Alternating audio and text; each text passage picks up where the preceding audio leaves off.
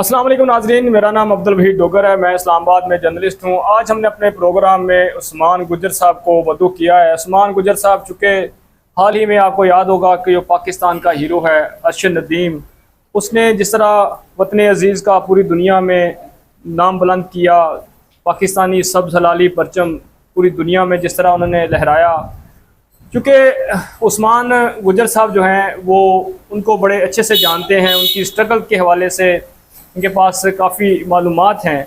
लेकिन last time जब वो जीत कर आए थे तो उस्मान साहब ही वाहिद वो जर्नलिस्ट थे जो उनके घर तक पहुँचे और उनकी प्रॉपर कवरेज की और उनको एक हीरो को जो है वो कौम के सामने लेकर के आए। इनकी अपनी ज़ाती बहुत ज़्यादा स्ट्रगल्स हैं। तो आज हम उस्मान साहब से पूछेंगे थोड़ा अरशद नदीम की स्ट्रगल के हवाले से। जैसा कि आपको पता है कि आज रात वो 1 बजे जो है वो पाकिस्तान लैंड कर रहे हैं, तो अब उनका यहाँ पे कैसा इस्तकबाल होगा, जो उनकी फैमिली के हवाले से जो है वो कितना जोशो खरोश पाया जा रहा है। उस्मान साहब ज़रा हमारे नाजरीन को सर बताइएगा। बहुत शुक्रिया सर। बारिश हो रही है, इस वजह से मुझे हंसी भी आ रही है। एंजॉय करें सर, बहुत मजे का माशाल्लाह मौसम हो गया है। रहमते ही रहमते अल्लाह ताला की। सर जी, अरशद नदीम साहब जो हैं वो मैं उनको 2021 में जब वो फर्स्ट टाइम जीत के आए, टोक्यो ओलंपिक्स थे, तो उस वक़्त हमने उनका नाम सुना। तब मैं अटैच था वकार ज़का के साथ। वकार ज़का साहब जो है वो टेक्नोलॉजी मूवमेंट पाकिस्तान एक उन्होंने टेक्नोलॉजी की एक तहरीक चलाई थी, तो उनके साथ हम अटैच थे क्योंकि वो भी मीडिया से हैं, तो हम भी तो उनके साथ एक, तो उन्होंने इसका जिक्र करना शुरू किया। तो उन्होंने कहा अगर ये जीत के आएगा तो मैं इसको 10 लाख रुपए दूंगा, 1 मिलियन दूंगा अगर ये गोल्ड मेडल जीत के आएगा। जब उसको लगा कि यार ये गोल्ड मेडल नहीं जीत सकता, तो उसने कहा कि ये कोई भी मेडल ले आए, चाहे सिल्वर ले आए, चाहे कोई और मेडल ले आए, फिर भी मैं इसको 10 लाख रुपए दूंगा। जब उसने देखा कि यार ये तीनों मेडल्स नहीं जीत सका, 5वें नंबर पे आया, तो उसने कहा चलो यार बंदे ने एफर्ट की है तो इसको पैसे मैं फिर भी 10 लाख रुपया दूंगा। वो कराची से आ गए लाहौर, हम इधर से लाहौर चले गए, स्पोर्ट्स बोर्ड जो लाहौर में ऑफिस है वहां पे चले गए।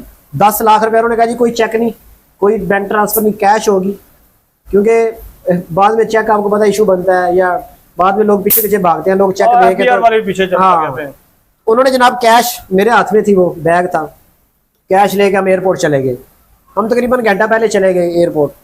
तो एयरपोर्ट जाने से पहले हमें कॉल आई, उनके जो फैमिली है, उनके भाई हैं, उनके साथ हम राब्ते में थे, जो स्पोर्ट्स बोर्ड है उनके थ्रू।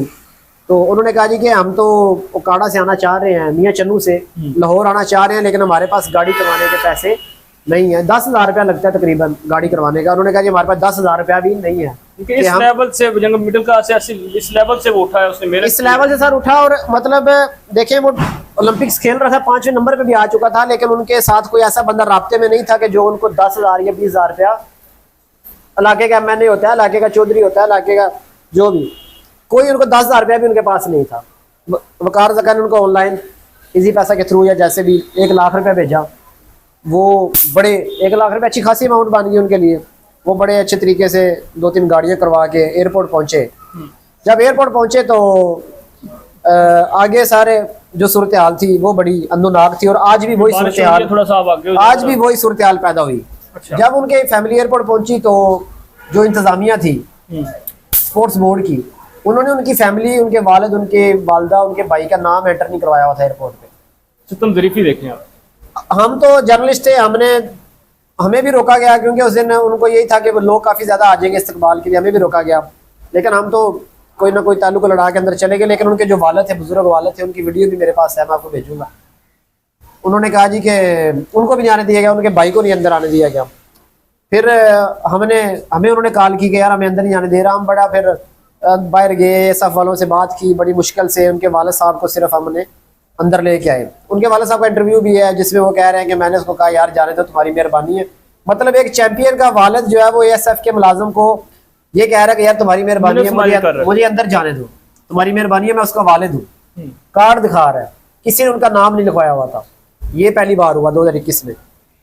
खैर वो आए, वकार ज़का साहब ने, उस वक्त PTI की गवर्नमेंट थी, वकार ज़का ने 10 लाख रुपया दिया। लेकिन जो स्पोर्ट्स मिनिस्टर थे पंजाब के, वो इतने शर्मिंदा हो गए, उनके पास 1000 रुपया भी उनको देने के लिए नहीं था, या वो अनाउंस भी नहीं कर सके।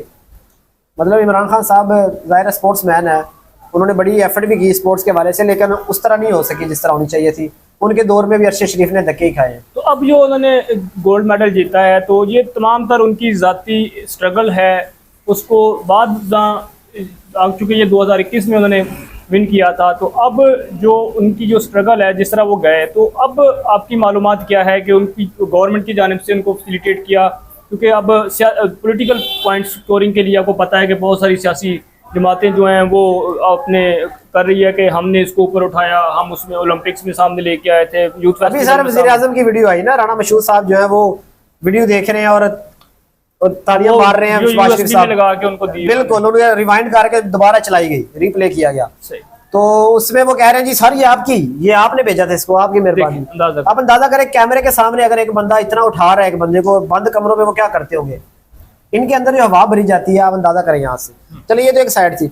सर आपने बात की इस बार की, इस बार सर अरशद नदीम, मैं जब भी लिखता हूँ ना, ये भी एक बड़ी मजे की बात है कि मैं जब भी फेसबुक पे या कहीं भी अरशद नदीम लिख लूँ, मैं अरशद शरीफ लिख देता हूँ। और दोनों लेजेंड्स हैं, वो अपनी फील्ड का लेजेंड है, अपनी फील्ड। इसके पास वो जो नेजा फेंकते हैं, वो नेजा काफी महंगा होता है, जो प्रोफेशनल नेजा होता है, जो ज़ाहिर फ्रिक्शन होती है हवा की और सारा, वो प्रोफेशनल नेजा इसके पास नहीं था, ठीक है। और जो नीरज चोपड़ा, उसके पास 100 नेजे थे, वो एक फेंकता है, उसको भाग के उठाने की जरूरत नहीं है, ये एक फेंकता है बेचारा, 10 मिनट वेट करता है कि वो नेजा कोई लेके आएगा मेरे पास, फिर मैं दोबारा फेंकूंगा, ठीक है। उसके पास 100 है, इसके पास एक भी नहीं था। फिर कहते हैं कि जी मुल्तान सुल्तान के जो ऑनर हैं, जंगे तरीन साहब के बेटे हैं, वो हो गए, बीच में वापडा के ये मुलाजम है सारने ग्रेड के, वो तो ज़ाहिर सैलरी होती है, लेकिन वापडा ने बहुत स्ट्रगल किया, वापडा ने बहुत मेहनत की है। और सबसे मजे की बात है कि बहुत ज़्यादा लोगों ने अप्रोच किया, बहुत ज़्यादा महकमों ने अप्रोच किया कि ये हमारी टीम में इसको भेज दें, लेकिन वापडा ने इसको पूरी फैसिलिटेट किया। इसने कभी भी ये पोजीशन नहीं आई कि ये वापडा को छोड़ के तो किसी और टीम में चला जाए। तो बड़ी मुश्किल हालात में बेचारा गया। फिर हाँ, थोड़ा सा जब ये प्राइवेट बीच में, जब गवर्नमेंट को तो पता ही नहीं था। गवर्नमेंट का मैं ये अंदाज़ा बता दूँ आपको कि छोड़े पुरानी बातें, अब तो वो जीत आया गोल्ड मेडल, पूरी दुनिया में उसका नाम बन गया आज तक। अभी अरशद नदीम का मैसेज अभी चला था, सारों ने शेयर किया, वो बेचारा उधर से इस्तांबुल एयरपोर्ट पे थोड़ी देर के लिए रुका है, उधर से मैसेज कर रहा है, हमें मैसेज कर रहा है कि यार मेरे वालिदैन को ना किसी तरह एयरपोर्ट के अंदर पहुंचा देना। यानी कि उसको ये भी गारंटी नहीं है कि यार उसके जो वालिदैन है, बुजुर्ग वालिदैन जिन्होंने उसको पाला है, वो एयरपोर्ट पे उसको मिलने आ सकेंगे। यानी वो हमें मैसेज कर रहा है कि यार आप लोग, पिछली बार भी बड़ा रोला बना था, इस बार ना आप लोग उसको जरा तरीके से, इज्जत तरीके से एयरपोर्ट के अंदर पहुंचा देना। तो अभी गवर्नमेंट ने उसके साथ क्या ताउन करना था। फिर इसको फ्रांस भेजा गया, जर्मनी शायद भेजा गया प्रैक्टिस के लिए, वो भी प्राइवेट जो स्पॉन्सर से उनके जरिए। अब उमर चीमा साहब ने आज एक वीडियो की, उसमें उसने बताया जी कि इसको 2021 से लेके अभी तक गवर्नमेंट ने 2 करोड़ रुपए दिया है, उसको किसी गवर्नमेंट ऑफिशियल ने बताया।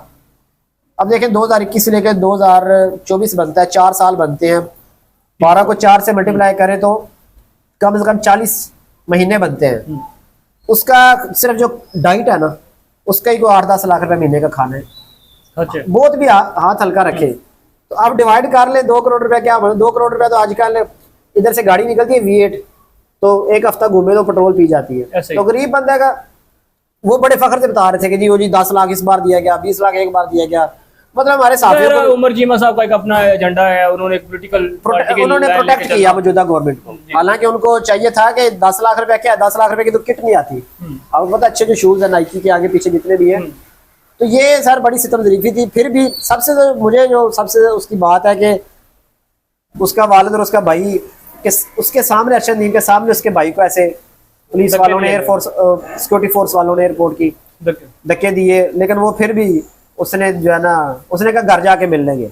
उसकी वालदा को नहीं अंदर आने दी, उसकी वालदा बाहर खड़ी थी। तो आप आज रात को 1 बजे लैंड कर रहे हैं, आपकी क्या मालूमात है कि वो यहाँ पर स्टे करेंगे लाहौर में, या फिर अपने भाई जो होम टाउन है वहाँ जाएंगे? सर जी गवर्नमेंट ने तो बड़ी सुना है तैयारियां की हैं इस्तकबाल के लिए। सर जी गवर्नमेंट ने क्या तैयारियां करनी थी, पहले तो तैयारी की जा रही थी कि जी आर्मी चीफ साहब हो सकता है जाए। तो पता चला कि जी जो लाहौर का जो कोर कमांडर का जो सारा स्टाफ है वो बड़ा राब्ते में था, एयरपोर्ट पे आगे पीछे राब्ते कर रहे थे, लिस्टें बन रही थी कौन आएगा कौन नहीं आएगा। जो यूफोन है प्राइवेट स्पॉन्सर है, उसके जरिए राब्ता हो रहा था। लेकिन पता चला कि आर्मी चीफ नहीं आ रहे, तो कोर कमांडर साहब और उनका ऑफिस पीछे हट गया, उन्होंने फ्री हैंड दे दिया कि आप जो मर्जी करें। उसके बाद किसी ने कोई राब्ता नहीं किया किसी से, कौन जाएगा लेने कौन नहीं।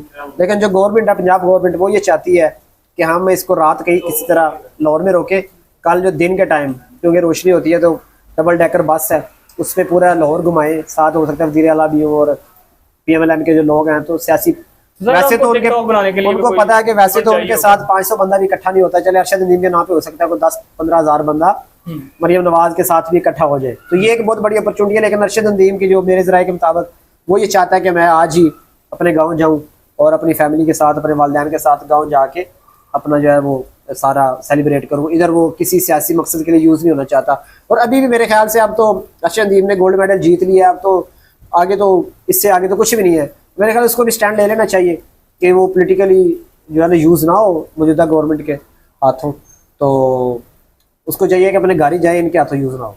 बहुत शुक्रिया उस्मान साहब आपका। नाजरीन, खुद ही ना बेच गरीबी में नाम पैदा कर अरशद नदीम ने इस कौम को, इस नौजवान को, यूथ को एक पैगाम दिया है कि अल्लाह ताला की ज़ात पे आपका कामिल यकीन हो और आप मेहनत कर रहे हैं, दुनिया की कोई ताकत भी आपको आपकी जो मंजिल मकसूद है उस तक पहुँचने में जो है वो जितनी मर्जी रुकावटें डालें कोई नहीं रोक सकता।